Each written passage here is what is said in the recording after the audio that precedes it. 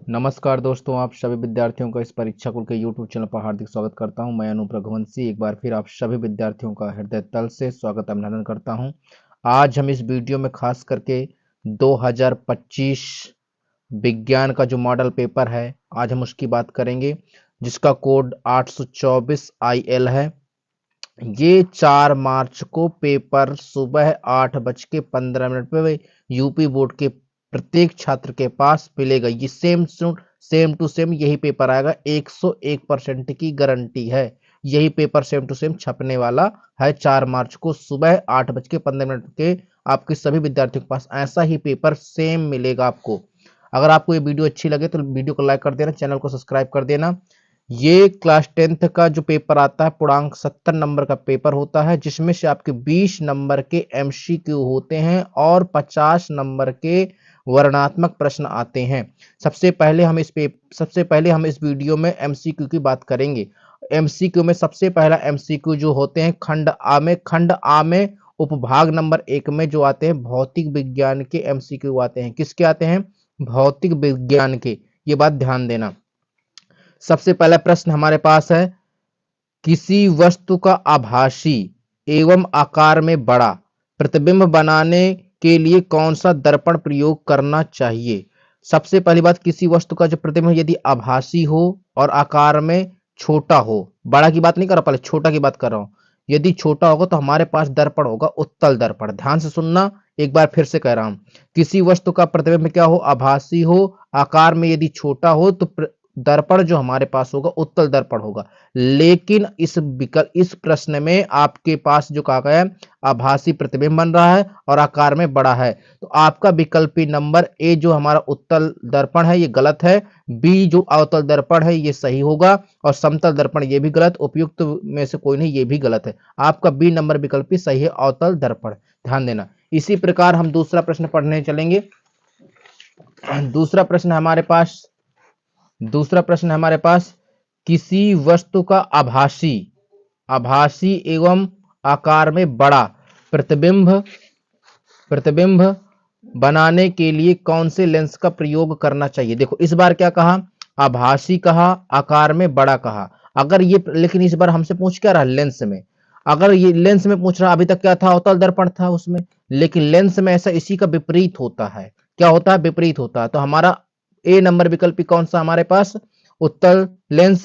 B number अवतल lens, सी number समतल lens और डी नंबर इनमें से उपयुक्त में से कोई नहीं। आपका आंसर ए नंबर सही होगा, उत्तल लेंस। ध्यान देना, क्योंकि जो चीज आभासी आकार में बड़ा होता है वो उत्तल लेंस में होता है। ये दर्पण का विपरीत होता है, इस बात को ध्यान रखना। अगला जो प्रश्न है हमारे पास, प्रश्न नंबर तीसरा, आकाश के नीले रंग दिखने का कारण होता है परावर्तन। ए नंबर विकल्पी। बी नंबर विकल्पी अपवर्तन। 3 नंबर विकल्प प्रकीर्णन। 4 नंबर विकल्प। डी नंबर विकल्प विक्षेपण। आपका इसमें सी नंबर विकल्प सही, प्रकीर्णन सही हो। अगला हमारे पास प्रश्न है चौथा, प्रकाश की चाल अधिकतम होती है। प्रकाश की चाल अधिकतम होती है जल में। ए नंबर विकल्पी। बी नंबर कांच में। सी नंबर हीरे में। निर्वात में। निर्वात में प्रकाश की चाल अधिकतम होती है। डी नंबर विकल्पी आपका यू आर राइट हो जाएगा। ध्यान देना, आपका ये बहुत आंसर सही होगा। अगला, इस बात को ध्यान रखना, प्रश्न नंबर 5वां है, बहुत ज्यादा इंपॉर्टेंट है। ध्यान देना, विकल्पी में यदि 3 विभिन्न मान के प्रतिरोधों को श्रेणी क्रम में समायोजन में जोड़ा जाए तो उन सभी निश्चित रूप से एक ही मान का होगा। सबसे पहला नंबर विकल्प है, प्रत्येक प्रतिरोध के सिरों का विभवांतर। नहीं, ये गलत है। श्रेणी क्रम संयोजन में विभवांतर अलग अलग होता है, इस बात को ध्यान रखना, ये गलत है। अभी ये 20 नंबर विकल्प क्या है? प्रत्येक प्रतिरोध में उत्पन्न होने वाली उष्मा, ये भी गलत है। सी नंबर विकल्प क्या है? प्रत्येक प्रतिरोध में प्रवाहित होने वाली धारा। डी नंबर विकल्प क्या है मेरे पास? उपयुक्त में से कोई नहीं। प्रत्येक प्रतिरोध में प्रवाहित होने वाली धारा, ये विकल्प सी नंबर आपका सही होगा, क्वेश्चन नंबर 5 का। ध्यान देना। अगला जो मेरे पास क्वेश्चन नंबर 6वां है, किसी विद्युत परिपथ में किसी प्रतिरोध के सिरों के बीच विभवांतर की गई। विभवांतर का इकाई का मतलब होता है मात्रक। ध्यान देना, विभवांतर का इकाई जो होता है हमारे पास वोल्ट होता है। क्या होता है? वोल्ट। ए नंबर विकल्प क्या है? ओम। ओम किसका मात्रक होता है? प्रतिरोध का। तुमसे प्रश्न पूछा जा सकता है कि प्रतिरोध का मात्रक क्या होता है? ओम। धारा का मात्रक क्या होता है? एम्पियर होता है। ध्यान देना, इसका मात्रक क्या होता है? विभवांतर का मात्रक होता है वोल्ट। और वाट किसका मात्रक होता है? वाट बेटा शक्ति का मात्रक होता है। शक्ति की इकाई शक्ति का मात्रक है तो वाट होता है, ध्यान देना। अगला प्रश्न नंबर मेरे पास 7वां है।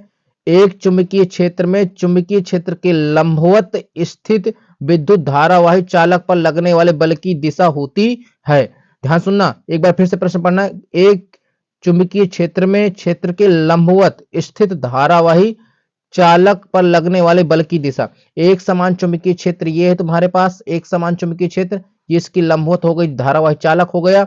इसके हाँ लगने वाले बल की दिशा ज्ञात करनी, इन दोनों के लंबवत होगा, दोनों के लंबवत बल लगता है, ध्यान देना। मतलब चुंबकीय क्षेत्र के भी लंबवत और धारावाही चालक के लंबवत बल लगता है बल। तो क्या होगा हमारे पास? देखो पहला नंबर विकल्प क्या? चुंबकीय क्षेत्र की दिशा समांतर, ये गलत विकल्प ही है। बी नंबर चालक में प्रवाहित होने वाली विद्युत धारा की दिशा समांतर, ये भी गलत है। इन दोनों दिशाओं की लंबवत, मैंने कहा था आपसे कि चुंबकीय क्षेत्र और चालक तार की जिस साइड चालक तार है उनके दोनों के लंबवत बल कार्य करता। सी नंबर विकल्प ही आपका सही होगा। ठीक है, अगला प्रश्न हमारे पास यहां से देखो यहां से उपभाग दो का मतलब है यहां से आपके पास रसायन विज्ञान का प्रश्न स्टार्ट हो गया, ध्यान देना। 8वां नंबर मेरे पास प्रश्न है, एल्केनो का समान सूत्र होता है। एल्केनो का समान सूत्र ये हमारे पास पहला नंबर पर CnH2n ये एल्केनो का नहीं होता, ये एल्काइन का होता है, इस बात को ध्यान रखना। अगला बी नंबर विकल्प CnH2n+2 ये होता है एल्केन का, हमारा विकल्पी नंबर बी सही होगा। अगला हमारे पास CnH2n ये एल्कीन का होता है, ये ध्यान देना एल्कीन का, ये किसी का अणुसूत्र नहीं है, सम्मान सूत्र नहीं होता, ये एल्कीन का है, ये एल्काइन का है, और ये क्या है? एल्केनो का है, ये एल्केन का है, ध्यान देना। अगला प्रश्न हमारे पास 9वां नंबर, निम्नलिखित में से सजातीय श्रेणी है। सजातीय श्रेणी, ये मोस्ट इंपोर्टेंट प्रश्न है विकल्पी में, इस बार फिर से काफी अच्छा प्रश्न है ये। पहला विकल्प हमारे पास C2H4C3H6। ध्यान सुनना, मैंने आपसे कहा था कि आपको दो तत्वों में ये ध्यान दिया जाता है कि दो तत्वों में कार्बन बढ़ रहा है। देखो कार्बन यहाँ C2 था, यहाँ C3 होगा, एक कार्बन बढ़ा, यहाँ हाइड्रोजन कितने बढ़ रहे हैं? हाइड्रोजन 2 बढ़ना चाहिए, तो भैया 2 हाइड्रोजन भी बढ़ रहे हैं, एक कार्बन 2 हाइड्रोजन, इसका मतलब ये हो सकता है। ठीक, आगे इसमें भैया इसमें भाई कार्बन नहीं बढ़ रहा, कार्बन यहाँ समान है, हाइड्रोजन भी समान है, इसका मतलब ये नहीं होगा। ठीक, अगला इसमें भैया यहाँ कार्बन 1 है, यहाँ कार्बन 1 है, एक कार्बन यहाँ 2 है, 2 कार्बन बढ़ गए, हाइड्रोजन यहाँ कितने? हाइड्रोजन मेरे पास 2 है, हाइड्रोजन यहाँ कितने? 4 है, इसका मतलब तीसरा भी हो सकता है। चौथा नंबर विकल्पी नहीं है, तो सबसे उपयुक्त संदर्भ में विकल्प सही होगा हमारा पहला और तीसरा हमारे कहा डी नंबर विकल्पी में पहला और तीसरा है, इसका मतलब डी नंबर हमारा विकल्पी सही होगा। अगला प्रश्न जो मेरे पास है 10वां, निम्न में से कौन सा धातु ठंडे जल के साथ हाइड्रोजन गैस मुक्त करती है? हाइड्रोजन गैस बनाता है। हाइड्रोजन गैस तांबा नहीं, तांबा में जल रखा जाता है, पानी, तांबे के बर्तन में पानी रखा जाता है, सोने के बर्तन में पानी रखा जाता है, एल्युमिनियम के बर्तन में भी पानी भरा जाता है। मेरे भाई पोटेशियम की धातु के बर्तनों में पानी नहीं रखा जाता, नहीं हाइड्रोजन गैस मुक्त हो जाता है, ध्यान देना। 0 पीएच वाला बिलियन होता है। ये प्रश्न बहुत ज्यादा इंपॉर्टेंट है, मैं फिर से कह दूं इसको कायदे से पढ़ना, क्योंकि इसमें सबसे ज्यादा विद्यार्थी का कंफ्यूजन होता है। वो करके आता 0 पीएच वाला बिलियन होता है, वो अधिकतर करके आएगा अम्लीय। इसका आंसर अम्लीय नहीं है मेरे भाई, ध्यान सुनना, इसका आंसर अम्लीय नहीं होता, इसका आंसर होता अधिकतम। हाँ अधिकतम अम्लीय होता है, अधिकतम अम्लीय होता है इसका आंसर, अधिकतम अम्लीय। ध्यान सुनो, अम्लीय दिए विकल्पी, क्षारीय दिए, उदासीन दिए, इसमें क्या है लिखा? उपयुक्त में से कोई नहीं, तो अम्लीय तो होगा ही नहीं हमारा। अधिकतर विद्यार्थी अम्लीय करके आता है, ये गलत है आंसर, ये तुम्हारा सही होगा डी नंबर, उपयुक्त में से कोई नहीं। अगला मेरे पास प्रश्न है, सूर्य के प्रकाश एवं पर्णहित में उपस्थित CO2 H2O के संयोजन में निम्नलिखित में से कौन सा यौगिक बनता है? ग्लूकोज बनता है, ग्लूकोज। 12 नंबर का विकल्पी नंबर ए सही है, बाकी 3 गलत है। अगला प्रश्न नंबर 13, निम्नलिखित रासायनिक समीकरण को पूर्ण करने में कौन सा यौगिक प्रयुक्त होता है? देखो तुमसे क्या बना, CH3COO है, यहाँ क्या CH4 बन रहा, क्या बना? CH4, तो हमारे पास CH4। ठीक, आगे यहाँ का NO2CO3, तुम्हारा विकल्पी नंबर देखो यहाँ है नहीं, Na, क्या बना? Na, ये है, इसको अगर मैं रख दूं NaOH, तो देखो क्या बनेगा? NO2, यहां से बन जाएगा NO2CO3, ये पूरा निकल जाएगा यहां से, और मेरे भाई H इसको ट्रांसफर कर देना, तो हमारा बन जाएगा CH4, ध्यान देना। इसका 13 नंबर का बी विकल्प ही सही है। अगला जो प्रश्न है मेरे पास प्रश्न नंबर 14, प्रश्न नंबर जो 14 है, प्रश्न नंबर 14 में पौधों में फ्लोएम का कार्य करता है, पौधों में फ्लोएम का कार्य करता है भोजन के स्थानांतरण या खाद्य पदार्थों का स्थानांतरण के द्वारा। हमारे पास ये सी नंबर विकल्प ही सही होगा, बाकी 3 गलत होंगे, ध्यान देना ये 3 गलत है हमारे पास, सी विकल्प ही सही है। अगला प्रश्न है 15 नंबर, मनुष्यों में पाचन की शुरुआत होती है। ये प्रश्न फिर से इंपॉर्टेंट है, मनुष्यों में पाचन की शुरुआत होती है, अधिकतर लड़के करके आते हैं यकृत, छोटी आंत, पित्ताशय। तो आपको मेरे भाई हमारे पाचन की जो शुरुआत का उसने शुरुआत हमारे शुरुआत जो हमारे पाचन की है मुख से ही शुरू हो जाती है। इसका 15 नंबर का विकल्प ए नंबर सही है। अगला प्रश्न है 16 नंबर, निम्नलिखित में से कौन सा पादप हार्मोन है? निम्नलिखित में से कौन सा पादप हार्मोन है? Number 1 thyroxine, number B gibberellin, number C oestrogen, number D insulin. पादप हार्मोन से हमारा जिब्रेलिन, क्या है? जिब्रेलिन। 16 नंबर का बी विकल्प ही सही है। अगला प्रश्न है 17 नंबर, वृद्धि हार्मोन स्रावित होता है। वृद्धि हार्मोन स्रावित होता है तो ए नंबर विकल्प थायराइड ग्रंथि से, पिट्यूटरी से या पीयूष ग्रंथि से, अधिवक्र ग्रंथि से या अग्नाशय से। हमारे भाई वृद्धि हार्मोन जो स्रावित होते हैं पीयूष ग्रंथि से, बी नंबर विकल्प ही सही है इसका, बी नंबर। अगला जो प्रश्न है मेरे पास 18वां, निम्नलिखित में से कौन सा पराग कोश के अंदर बनता है? निम्नलिखित में से कौन सा पराग कोश के अंदर बनता? पराग कोश के अंदर बनते हैं पराग कण, बी नंबर विकल्प ही सही है, बी नंबर विकल्प ही सही है। अगला जो प्रश्न है मेरे पास, पुष्प के जनन अंग है। पुष्प के जनन अंग होते हैं बाह्यदल पुंज या फिर दलपुंज या फिर जयांक या तना। पुष्प के जनन अंग का है तो मतलब जयांक, सी नंबर विकल्प ही सही है। 19वें का सी नंबर विकल्प ही सही, 3 गलत, ध्यान देना। अगला जो प्रश्न है हमारा 20वां, वायुमंडल की ओजोन परत पृथ्वी को बचाती है। वायुमंडल की ओजोन परत पृथ्वी को बचाती है। वायुमंडल की जो ओजोन परत होती है पृथ्वी को बचाती है पराबैंगनी किरणों से। पराबैंगनी किरणें इतनी खतरनाक होती हैं जो हमारे ओजोन परत को छिद्रित कर रही हैं आज की डेट में। अगर मेरे भाई हम 20 विकल्प कर चुके हैं, अगर आपको ये वीडियो अच्छी लगे तो वीडियो को लाइक कर देना, चैनल को सब्सक्राइब कर देना, अपने दोस्तों को जरूर शेयर कर देना, क्योंकि 4 मार्च को छपने वाला पेपर है। सुबह आपको हर यूपी बोर्ड के हर एक विद्यार्थी को पेपर ऐसा मिलेगा। अगला जो प्रश्न है हमारे पास वर्णनात्मक प्रश्न। वर्णनात्मक प्रश्न में भौतिक विज्ञान के सबसे पहले प्रश्न है, एक मोटर बाइक के पीछे से आ रहे अन्य वाहन को देखने के लिए 4 मीटर की वक्रता त्रिज्या, आर बराबर क्या कर दिया? 4 मीटर की वक्रता त्रिज्या, आर बराबर 4 मीटर की वक्रता त्रिज्या उत्तल दर्पण लगा। उत्तल दर्पण आपसे कहे चाहे ना कहे, मोटर बाइक कहे, कार कहे, मेरे भाई बगल का जो शीशा होता है वाहनों का वो जो उत्तल दर्पण का ही लगा होता है। आपसे उत्तल दर्पण कहे चाहे ना कहे, ध्यान देना। बाइक से पीछे से आ रहे एक वाहन को जिसकी दूरी 8 मीटर, ये तुम्हारी जो दूरी है ये यू का मान 8 मीटर, गणना करके बताइए प्रतिबिंब दर्पण से कितनी दूरी पर बनेगा। आपको मेरे भाई एफ आर बराबर जो 4 मीटर है इसका सूत्र लगा देना, एफ बराबर आर अपान 2, इससे तुम्हारे एफ का मान निकल आएगा 2 मीटर। और तुम्हारा दर्पण सूत्र लिख देना। दर्पण सूत्र हमारे पास क्या होता है? दर्पण जो सूत्र होता है वो होता है 1 अपान एफ बराबर 1 अपान वी प्लस 1 अपान यू। ये इस फार्मूले से लग जाता है इसका आंसर। अभी मैं आपको कुछ दिखा सकता, एक विद्यार्थी ने मुझे इसमें लगाया है, मैं आपको थोड़ी देर में दिखा रहा हूं, इसको देखिए, थोड़ी से एक झलक इसमें देख लीजिए। एक विद्यार्थी ने इस सवाल को लगाया है। सबसे पहला सवाल उसका देखो, इसका आंसर क्या है? ये देखो ऐसे लगता है, वक्रता त्रिज्या कितनी है? 4 मीटर वक्रता त्रिज्या, वस्तु की दूरी 8 मीटर, प्रतिबिंब ज्ञात करना है। उत्तल दर्पण का सूत्र, उत्तल दर्पण के लिए फोकस दूरी ये आर आया, दर्पण सूत्र लगाया। इसी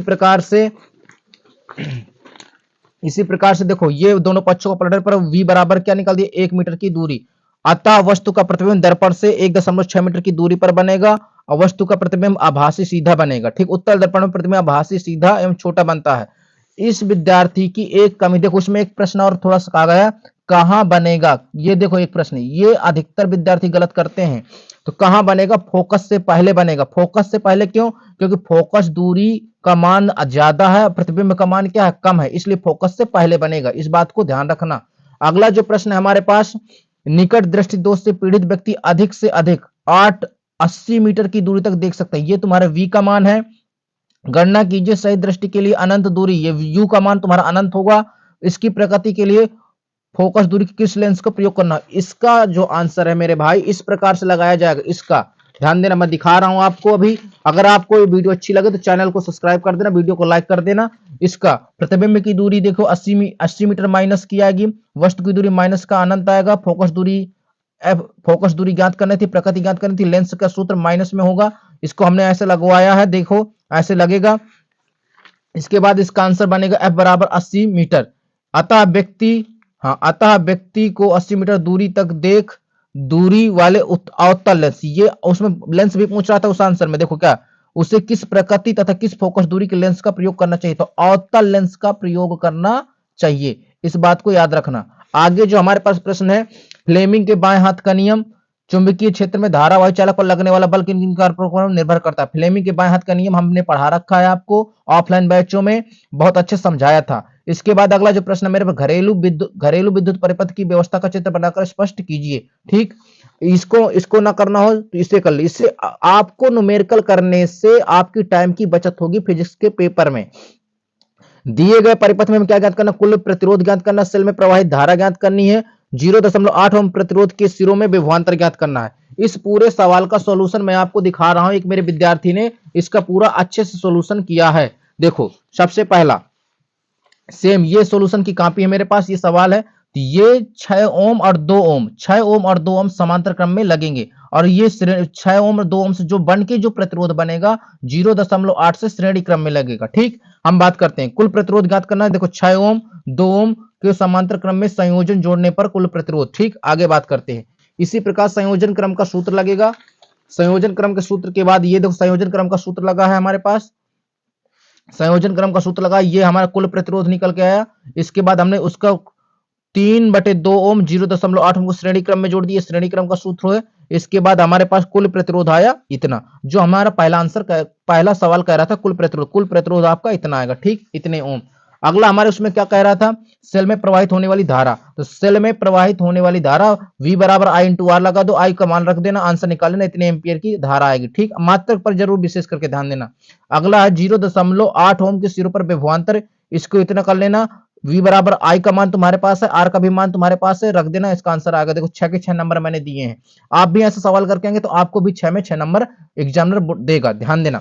अगला जो प्रश्न है उपभाग 2, उपभाग 2 का मतलब होता है यहाँ से रसायन विज्ञान के फार्मूले, रसायन विज्ञान आपको शुरू हो गई, यहाँ से स्टार्ट हो गई रसायन विज्ञान। इसका सबसे पहले क्या, निम्नलिखित में से संतुलित समीकरण कीजिए। कैल्शियम हाइड्रोक्साइड, कैल्शियम हाइड्रोक्साइड, ये एक एक प्रश्न हमने ऑफलाइन बैच में करवा रखे हैं अपने, ये देखिए सॉल्यूशन, हम आपको एक सॉल्यूशन दिखा रहे हैं, देखो इधर, ये पहला, एक एक प्रश्न पढ़ते जाएंगे। कैल्शियम, हाँ, कैल्शियम हाइड्रोक्साइड, कैल्शियम हाइड्रोक्साइड का फार्मूला ये होता है, कार्बन डाइऑक्साइड का फार्मूला ये होता है, इस अभिक्रिया करके क्या बनेगा, कैल्शियम कार्बोनेट और जल बनेगा। ठीक, पहला प्रश्न इसका आंसर सही है। अगला barium chloride, potassium sulphate, potassium sulphate barium sulphate बनेगा और पोटेशियम क्लोराइड बनेगा, दूसरे का आंसर सही है, पहला आंसर सही, दूसरा आंसर सही। ठीक, तीसरा जिंक और सान सल्फ्यूरिक अम्ल से क्रिया करके जिंक सल्फेट बनेगा और हाइड्रोजन गैस निकलेगी, हाइड्रोजन गैस। तीसरा है ये चौथा हमारे पास, चौथा जो हमारे पास आया है, चौथा प्रश्न क्या, silver nitrate plus zinc chloride, अभिक्रिया silver chloride plus zinc nitrate, तो हमें क्या कराना है, देखो silver nitrate plus zinc chloride, zinc chloride, zinc chloride का सूत्र होता है ZnCl2, ZnCl2 हमारे पास क्या बनेगा, AgCl2 बनेगा, और क्या बनेगा मेरे भाई, जिंक नाइट्रेट, जिंक नाइट्रेट, ध्यान देना, इसको, इसका एक नंबर कटा कम हुआ है क्योंकि इसका थोड़ा सा मिस्टेक था। अगला जो प्रश्न की बात करते हैं रसायन विज्ञान की, इसी प्रकार हम देखो, अब क्या, निम्नलिखित प्रश्नों का कारण दीजिए। एक जस्ते की छड़ कापर सल्फेट के विलयन में डालने पर उसका नीला रंग धीरे धीरे गायब हो जाता है, क्यों? ये जो प्रश्न का आंसर आपको हमने एनसीईआरटी में करवा रखा था, ये विद्युत रासायनिक श्रेणी से संबंधित है। अगला प्रश्न, आयनिक यौगिक को गलनांक उच्च क्यों होता है? आयनिक जो यौगिक होते हैं धनात्मक एवं ऋणात्मक होते हैं, इनके बीचों बीच मजबूत बंध बनते हैं, उनको तोड़ने के लिए अधिक गलनांक की आवश्यकता पड़ती है। इस प्रकार लिखा जाएगा। ये उदासीनीकरण अभिक्रिया क्या है? अम्ल एवं क्षार की क्रिया कराकर जो पदार्थ प्राप्त हो, जल कहते हैं, जो पदार्थ बनता है उसे लवण कहते हैं, इस अभिक्रिया को उदासीनीकरण कहते हैं। भर्जन पढ़ाया था। आयुपीएसी नाम, आयुपीएसी क्या, ये हमारा एस्टिक अम्ल, एस्टिक अम्ल का आयुपीएसी नाम होगा एथेनोइक अम्ल। क्या होगा? एथेनोइक अम्ल, एथेनोइक अम्ल, इसका आंसर ये होगा। इसे क्या होगा? एथेनल अम्ल, एथेनल, क्या होगा? एथेनल, इसका आंसर ये होगा। अब ये अथवा में मिसेल क्या है, संचारण क्या है, योगात्मक क्या हमने करवा रखा रहता। पुनरुद्ध भवन मुकुलन का सचित वर्णन कीजिए, ये भी करवा रखा। मनुष्यों में लिंग निर्धारण की प्रक्रिया, ये भी करवा रखा है। प्रकाश अनुवर्तन, गुरुत्वानुवर्तन, ये भी करवा रखा। अंतःस्रावी ग्रंथियों से आप क्या समझते हैं, मानव में किन्हीं अंतःस्रावी ग्रंथियों का हार्मोन्स के कार्यों का वर्णन कीजिए, हमने ये भी करवा रखा है। पारितंत्र को परिभाषित कीजिए, इसके विभिन्न जैविक जैविक घटकों को उदाहरण से समझाइए, हमने ये भी करवा रखा। अगर आप इसको ऐसे कंप्लीट कर लेते हैं, एक एक प्रश्न इसका कंप्लीट कर लेते हैं, तो आपके पास जो 4 मार्च को पेपर आने वाला है साइंस का, वो लगभग लगभग 101% सेम टू सेम ऐसे सेम पेपर आएगा ऐसा ही।